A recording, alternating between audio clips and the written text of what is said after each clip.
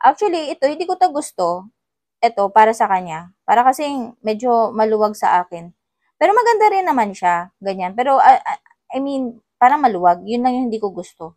Kaya pag pumili kayo, kung gusto niyo yung black, baka nagkamali lang to sa akin. Pero hindi ko talaga siya gusto. At saka medyo may pagka-minimalist ako. Gusto ko yung white.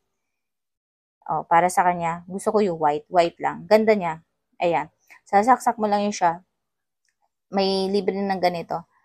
So, sobrang ganda niya guys, sobrang tagal tumaloba, tapos very ano pa, stylish. Akala mo talaga mamahalin. Ayan, wala naman nakalagay dito na Gojo, Dok na malaki. At least, di ba, pwede mong ma-allure yung ibang tao na, mukha siguro sosyalin to. Magkano lang to guys? 200 plus lang.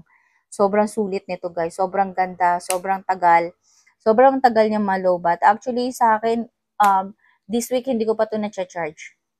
So, ginagamit ko siya. Hindi naman talaga sobrang tagal ko siyang ginagamit, pero everyday ko talaga siyang ginagamit. Magpapa-music ako, ganyan. Pero this week, hindi ko pa to siya